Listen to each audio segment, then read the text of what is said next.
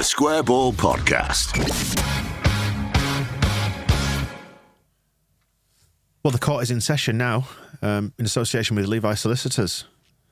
Dan, Michael and Rob with you to oversee proceedings. Things have got me gavel just in front of me. Right, if your robe's not made it down. They're in one of the boxes somewhere. Okay. Here in the new studio. But what's important is that we assign some awards. First up, the Ken Bates Villain of the Week award. We need to pick a Villain of the Week. We can point out some petty grievances and take some cheap shots if we want. So from the last 7 days in Leeds world, who would you like to nominate? Who's stepping up to the legal oche first? Do you want to go first, Michael? I don't know who I'm nominating at this stage. Right. So, I think Man City. Right.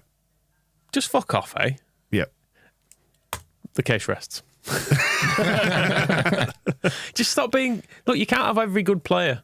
They've got too many. They've got teams and teams full of good players. Stop it. Stop hoarding everyone. You're ruining it for everybody else. I've heard that, I don't know if this is true or not, you know, like that scene in The Matrix when they see a lot of the fields of people and the people farms. That's what Man City's like.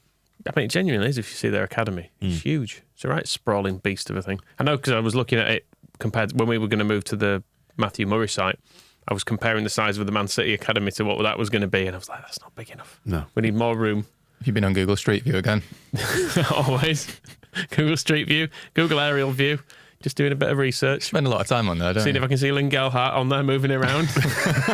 But they're building like a new music arena, aren't they? Right opposite the Etihad. Just like a canal. They've already got an arena as well. Yeah. Stop having two of them. Well, there's the canal at one side of the stadium, and just over the canal by the Metrolink thing, if you look at it like from the air, it looks like a derelict piece of land. But I think they're building another music arena on there, which feels like a little bit of a cheat because if it's big, they put on big acts. If they put on, I don't know, who are the kids into? Let's say Drake. Then the kids are going to be even more attracted to going there, aren't they? Oh, we can go see Drake after training. It's all a ploy to groom the teenagers to get them to Manchester. Absolutely, yeah. So, come on, it's a complete lifestyle you've got here. But I just prefer the days when some teams could have some other players without Man City wanting them. It's boring. Just makes football quite boring. They must be bored as well. They are bored. Look at them. They're just like, I suppose we'll sell him to Chelsea because even though he's really good, he ain't going to get in our team, is he? So fine. Let Arsenal have Zinchenko and Jesus because it's not going to make any difference, is it? They sell one of their farmed children to Chelsea, and then it just it perpetuates the whole cycle, doesn't it? They can then go out and buy some other, I don't know, arsehole for 50 million quid. I was going to say, if they can find no one better, they'll just buy him back anyway, won't they? So it doesn't matter. Give us Calvin Phillips at least. Yeah. We'll have him back. Yeah. Although, maybe send him out on loan ourselves to get him fit because he's not played for a couple of years, has he? Yeah, so I think you put forward a strong argument there. Go on, Rob, who are you going to nominate then? I mean, it's been a quiet week of villainy, it feels like, but I'm going to nominate Enzo Maresca because he's starting to annoy me now. The bald fraud? Yeah, exactly. I feel like, he's come out the last 2 weeks and cried about, we should have won, we deserve to win.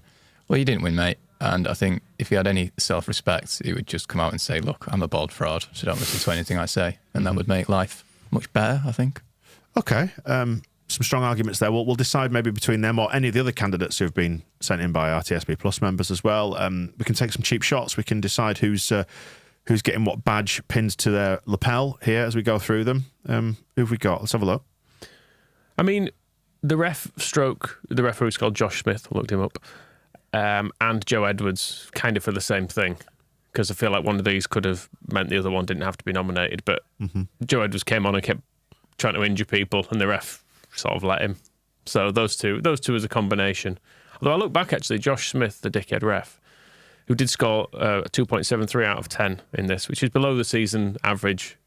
But he was... What do the refs generally average about? 3.38. Right. Checked on the sheet. Okay. But he was the ref for the Cardiff game and was the second best ref of the season. Right.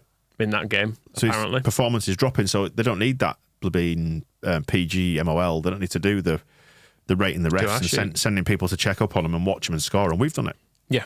But as Donny White points out, the ref should have given him about 5 yellows. Yes. Can you get 5 yellows? Nope. What happens after 2? Go. Thanks. Simple. Thanks for clearing that up. I'm doing refereeing expert now. Yeah, done the courses. Thanks for clearing that up. Josh Smith as well. I've been looking into his background, and he's one of these people who's the son of a referee as well. Right. You can't trust these people. No. Full family of referees. Sick. Imagine what they talk about around the Sunday dinner table. Offsides, stuff like that. Sounds like lots of fun. Right, go on then. Who next? There are a couple of shots for you, Michael. Can't work a card machine, can you? The card machine was letting me down very badly. All right, so you do refereeing and acting and music and all that. Modelling. Yeah, can't do a card machine. Incapable of point of sale activities. Did some more modelling yesterday, didn't I? Look, keep an eye on the website for that. When that was suggested, the look on your face. Great. We were let down, weren't we? Yeah. Should we call him out? Who? Simon Ricks. Simon Ricks was going to be coming in to model some stuff. I believe. Couldn't be bothered. Yeah, I was going to say, I can't be bothered going to see those chumps, is what I heard he said. About, what was he modelling? Some forthcoming T-shirts and hoodies and stuff. Right. One of these T-shirts, in fact, I've kept it on. Yeah, we've not sold these. These are slightly different than the other green shirts we've sold, so, you know. Yeah. Oh, this is the new hoodie. I've just realised I've been wearing the new hoodie. What I will say is, keep an eye out for me in the Kaiser Chiefs, because I'm coming for that job next as well. Yeah. Can you play bass? I presume you can. Yeah. It's only 4 strings, isn't it? Yeah, easy. Do it all, don't you? Like a one-man band. It's fine, I picked that up. That'll be no bother. Will we just go for the top string mainly, or start on the top string and work your way down? Yeah, I'll see what they all sound like. Yeah. Probably. And then just go from there. Just feel your way through it. Yeah. Right, good. What else has he been nominated for? It's a collective one for you podcasters. And I exclude myself from this for being so miserable during the match ball. I'm aware I'm doing this when it's happening after we win, and I'm stressed. But no. Hang on a second. Pause here, because we weren't miserable. We were just reflecting that it had been quite a stressful finish to the Plymouth game. And if you weren't in the stadium, then you might not have the same understanding of it, because you come away from it and you go, oh, great, we won, and I'm happy. But we reflect what it's like in the stadium. Obviously, it's more difficult for the away games because a lot of them are on the visual radio. But the home games, straight here from Ellen Road, and it was a stressful finish to the Plymouth game. And I think our demeanour reflected that, because they can't all be like gold medal performances, can they? I was in the stadium. I think you're all a bunch of miserable bastards. We did play well. That's the thing. We were good for nearly all of that game. It's just when they scored, it became a bit Leedsy feeling. Yeah. And even then, it didn't completely kill the mood, did it? It's just, sorry for being authentic and accurate. Was it Jez who nominated us? Like a bunch of scum fans breaking out the Norwich City scarves. All right, fair enough. Chino Boy gets one as well. Chino Boy, actually, we've since learned. Yeah, this is a scandalous He's a development. Derby fan. Yeah, so it was somebody who did they tweet us? So apologies if we haven't remembered your name. Shall I check while we? You could do, yeah. Yeah, But like, you tell the story and I'll try and find the someone tweet. was on the same train home as Chino Boy, and it turns out he's a Derby fan who was in the Plymouth end. What a strange man. I was going to say I quite liked him for sort of being a bit of a pantomime villain and adding a bit of fun, but now I've heard that, no. I think maybe he is the villain, actually. It's weird there were neutrals at this game. I didn't mention this in propaganda, but one of the clips on there, he was chatting to a Bristol Rovers fan who seemed to have come down to be in the Plymouth end for that. Why would you bother? I know, it's a fucking long trip, isn't it, to watch your own team, never mind to watch a neutral. I've done some rudimentary research and I can't find the tweet, so apologies. Brilliant, well done. We'll credit you afterwards. Well, if you were the one who brought the fact, you could have bloody found it, couldn't you? You could have brought it to the table. I will, and I'll make you look stupid. I'm taking a cheap shot at you for that. Fine. Oh, Ipswich got nominated too for winning, because we meant to have agreed that they're shit now. Yes. Yeah, that's fair. Fair enough. Okay. Who's going to have it then? I am leaning towards Man City, I think, here. Because they're the only one who's caused me any sort of legitimate grief. And that chump Joe Edwards, already forgotten about him. A few people did say they couldn't nominate anyone Plymouth-wise because they didn't know any of them were. So just none of them stick in your mind. You kind of go, I don't know, one of them, one of the boys in green. Yeah, I think Man City, they're robbing us of future money, aren't they? Yeah. And probably robbing him of a chance to ever play football, because he's just going to... Robbing his childhood in many ways. Let's say that, yeah. Yeah. Good. Let's move on to the Gaetano Berardi Hero of the Week award. Craig Allen. That's who said. Thanks, Craig. I knew that. I was just testing. Well done for passing the test. Thanks, Craig. Yeah, so the scores out of 10. Oh, we had a couple of ties here at the top end of these scores sent in by TSB Plus members. Rodon and Dan James both with 8.22 out of 10. That is remarkable. I even went to more decimal places on this and can confirm they were exactly the same score. Right. And then Archie Gray and Joel Pirot both got 7.82. But they both got exactly the same score as well. That's nuts, is that, isn't it? Yeah. I would have thought. Makes you think, doesn't it? It does.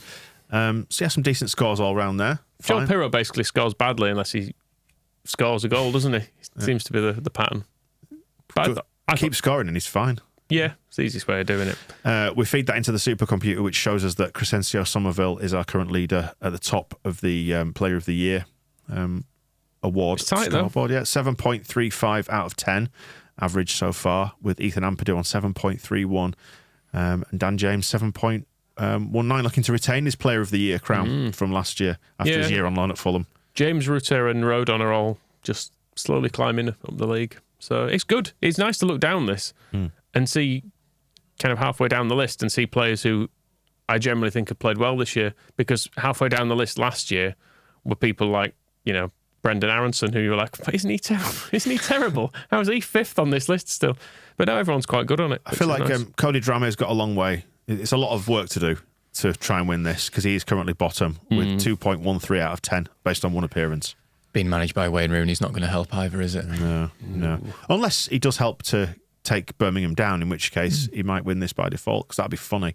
Gitana Brady Hero of the Week award. Step up to the legal hockey and deliver your legal darts if you could. We're looking to award one Hero of the Week, some formal commendations and a doff of the cap. Go for it. Who's stepping up first? I'll step up and nominate Sam Greenwood. Bit out the box, but he was... As was his free kick. Well, yeah, I was just about to say, what a free kick that was. And also, it's very funny that it's just made lots of Leicester fans and their manager and players just sort of lose their minds, basically. It was looking at some of their reaction. They were all saying, oh, God, we're returning to Rodgers' ball. I hate this. And I thought, didn't Brendan Rodgers win the FA Cup and get you into Europe? Like, can't have been that bad. But yeah, so it's nice to see them panic. And it's nice to see Sam Greenwood doing well. Albeit, I think he's kind of playing rubbish, but he just keeps scoring goals, so fair play. Yeah, I mean, that was my claim this week, that they're going to have Warnock in soon enough. They don't like that ponderous nonsense. Just get it forward. I don't know, Wayne Allinson in, or someone like that in to play up front. Someone that Warnock had at Huddersfield, who's now 50. A big lad who can head it. Andy Booth, get him in. Yeah. Get some big lads up front and stop this fannying about. Harry Winks out the team. Brown it in. It's an interesting call, is that, Rob? Nominating somebody who's basically inflicted pain on others as our Hero of the Week after Leeds have won, and there were many, many good performances. Who are you nominating, Michael? I think a little scum bastard. Yeah. Joe Rodon was brilliant. Can I just and ask? Completely overlooked on the match ball as well. I don't think he even got a mention, but yeah, it's because he just did it. He's just good all the time, isn't he? I was just going to say, regards to the little scum bastard, have we deferred giving him this award earlier in the season a couple of times because we said he'll get his chance in the coming weeks? I think we might have done, Might have done. Is it time? I feel he deserves it. He scored our 6,000th goal. That was good. Yeah. Do you know how many other players have scored a 1,000th goal for Leeds? Not many. I'm going to say probably 5. Yeah. Or thereabouts. Yeah, you're right. Half a dozen or less. Yes, I'd say so. So that's the thing. And he's done that. But yeah, he's just kind of playing well every week now. Yeah. Scoring goals, getting assists. He stopped doing the things that frustrated us about him, hasn't he? Like just ballooning it into the stand half the time and showing terrible decision making. Suddenly he's looking like a footballer. Yeah, it's really bizarre when he scores and you're not surprised. It's like, yeah, that's just what Dan James does. Whereas in the past it was like, bloody hell. Even just a few weeks ago, it was like, bloody hell, Dan James has scored. Yeah, Boney M's saying that Dan James was very good today, talking about the Plymouth game, and he's starting to earn the Danny James nickname you refuse to use. Was it Moscow who really objected to Danny? No, I think he doesn't like the name Danny, so you started calling him it. Not Dan James, I'm about Moscow. Danny Chapman, yeah, who's not here today. Yes. Do call him Danny if you see him. Danny! It's funny, I get all variants of it. I get Daniel, Dan, Danny, depending on who I bump into. It's mainly people I grew up with who called me Danny at school, who still call me it. But, when you bump into them in Morrison's or whatever, you haven't seen them for 10 years. Go, Danny, you go, oh, that's me. Does anyone call you Bob? No. Bobby. Just like to sort of run in the family, Bob. I had my great-granddad was Bob and one of his sons was Bob. But I feel like I'm a bit too young for Bob. Yeah. I hope. I don't mind it, though. But like older fashioned names do come back around in the cycle, don't they? So yeah. Bob will soon become like a young person's name again. I'm happy to adopt in a few years. What about Rob? You go by is that? my name, yeah. What about Robbie? Used to get called that as a kid. My mum sometimes still calls Rab? me it. Rab? No, not had that Rabbi? yet. Not Scottish. No. Bobby? Not keen on Bobby. Bobbies. Bobby with an I? Bobby's maybe my Danny. Lewis, who I used to work with back in the ITV days, we discovered his middle name was Robert, so then called him Bob or Bobbo. Yeah. From that point onwards, because why not? It's more fun. Yes. Yeah, so I'm Robert James, and I was going to be James Robert, but then that would have made me Jim Bob. So they switched it around. Tapping into your hick roots. What about you, Michael, Mickey? Yeah, I've had that. Occasionally, people will randomly call me Mike out of nowhere. Yeah. But I'll be like, that's not a name, but fine. All right, Mike. Yeah, I just take anything really. It's fine. Yep. Baldy, Bald Fraud, Slaphead. Dr. Normanson. Dr. Normanson, yeah. That kind of thing. I try to remember, what letters do you have if you're like a legal person? Oh, FBI. Okay, yeah, fine. Something like that. OBE. I mean, it'll happen at some point, won't it? Mm-hmm. The honours are sure to come. Oh, for real. Right, anyway, Dan James. Little Scumbastard, are we still keeping his LSB? Are we shortening it to LSB to keep the joke going, but to not insult him anymore? He feels quite distanced from Scum now, doesn't he? I think particularly because we've taken him down a division spitefully. Yeah. It's almost resetting him, because we tried to get him in the Championship, didn't we? So it's almost like a regen, like we're doing an alternative timeline. Yeah, and he escaped. In the Leeds United cinematic universe. Somehow went to Scum by accident. Yeah. But then we brought him back to the Championship, and now we're going to go again, and it's afresh. Okay. So I think he deserves it for that. So well done to the Little Scumbastard for your nomination this week. Okay, anybody else want to mention them before we get into awarding these? I think Scotty T, speaking of nicknames, nominates Chansiri and the entire football department at Sheffield Wednesday. This is fucking hilarious. Which I think we can agree. It is going brilliantly for them. Yeah. I'm just having a look at where they are in the league. Hang on a second. They'd been better off keeping Darren Moore. I see that. I'm just going to refresh the page in case anything's changed. Hang on a minute. Yeah. See if they had a points deduction, which is probably going to come at some point. Sheffield Wednesday, out of there's 24 teams in the Championship, the EFL. Mm-hmm. They're 24th, won 1 game, drawn 3, and lost 12. They've scored 7 goals. Jesus. And they've conceded 27, giving them a goal difference of -20. They have 6 points. It's quite a long way adrift of Huddersfield, who are 21st, 3 places above them with 15. Wow. How did we not beat them? It is weird. We should have to be able to replay that game. The other side of this is that Sheffield Wednesday's 1 win came against Rotherham, didn't it? And that gives me hope that even the most pessimistic Leeds fan will believe that we could potentially get something out of the forthcoming Rotherham game after the international break. Let's not get ahead of ourselves. No. I feel like I've just jinxed it by saying it. But yeah, they're abysmal, and it's really, really funny. As you said, the context of having expended all that effort to get up at the end of last season. And I was very low-key, mildly annoyed about them doing that. You know, when they were losing 4-0 to, was it Preston? Peterborough. Peterborough, yeah. Someone beginning with P. Preston are in this league already. Oh, fine, whatever. Were they 4 down in that playoff, and they brought it back. Yeah, and then there was some drama in the playoff final as well, wasn't there? But it was all a waste of time. They didn't have bothered.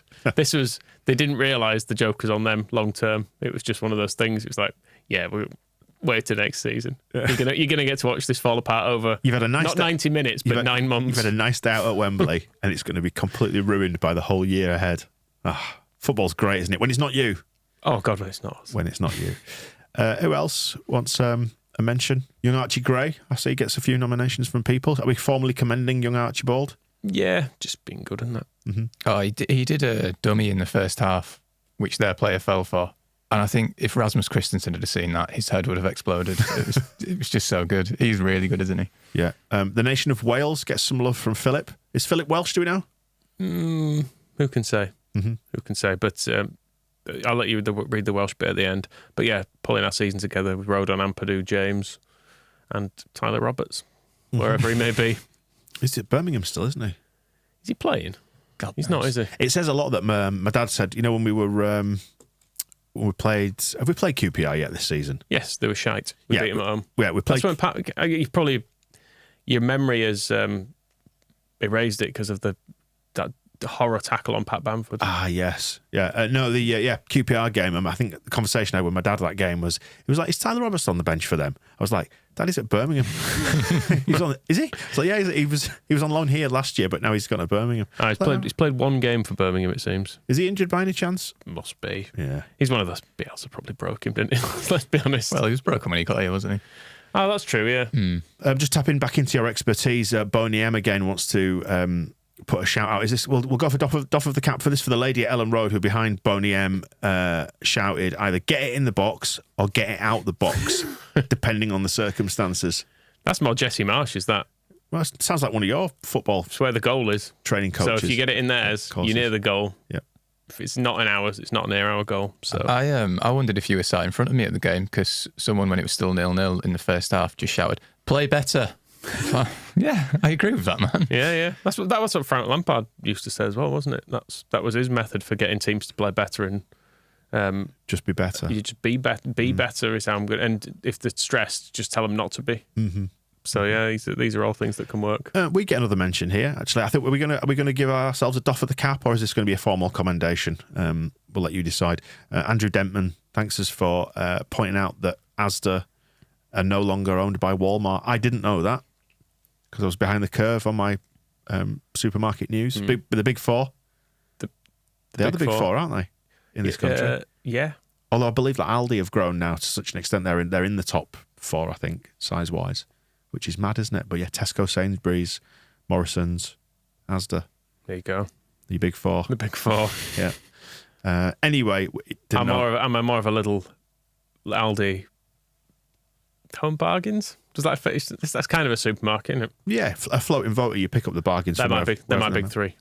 Yeah. Good. B&M if I must. And Costco as well. You're a big fan of bulk buying in Costco. Costco's a wholesaler. That's a separate.